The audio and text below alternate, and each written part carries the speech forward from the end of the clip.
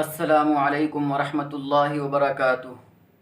محترم ناظرین کرام، جوتا چپل پہن کر جنازے کی نماز پڑھنا کیسا ہے؟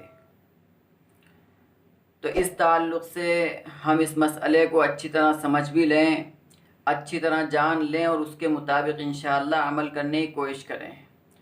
اس میں سب سے اول تو یہ بات ہم ذہن میں رکھیں کہ عام طور پر یہ بات دیکھنے میں بھی آتی ہے کہ جنازے کی نماز مسجد کے باہر ہوتی ہے۔ بسا اوقات مسجد اگر روڈ کے کنارے پر یا روڈ پر ہے تو اس صورت میں جنازے کی نماز وہ مسجد کے باہر روڈ پر یا روڈ کے سائیڈ میں دائیں طرف بائیں طرف پڑھی جاتی ہے۔ اس میں عام طور پر لوگ جوتے پہن کر جنازے کی نماز پڑھتے ہیں، چپل پہن کر جنازے کی نماز پڑھتے ہیں۔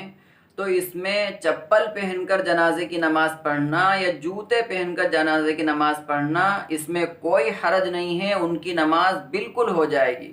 لیکن شرط اس کے لیے یہ ہے کہ جوتے ہوں یا چپل ہوں وہ پاک ہونا چاہیے۔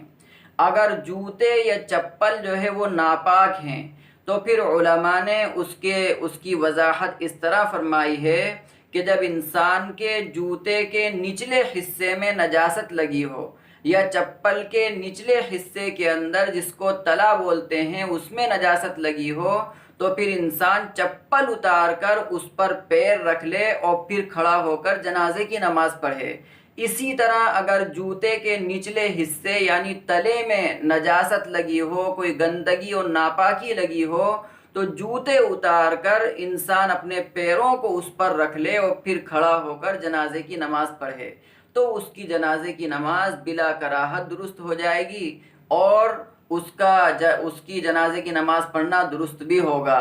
اس کے اندر احتیاطاً بہت سے لوگ یہ عمل کرتے ہیں اور وہ اس طرح کرتے ہیں کہ جوتوں کو بالکل ایک طرف کر دیتے ہیں، چپلوں کو بالکل ایک طرف کر دیتے ہیں۔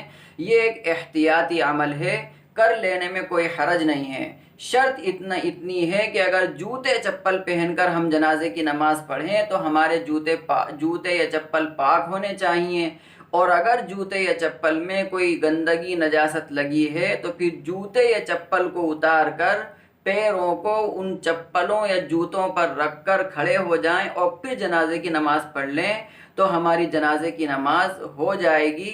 اس کو کبیری کے اندر بھی بیان کیا ہے اور اس کی وضاحت اس میں موجود ہے۔ اللہ ہمیں صحیح سمجھ کر عمل کی توفیق عطا فرمائے۔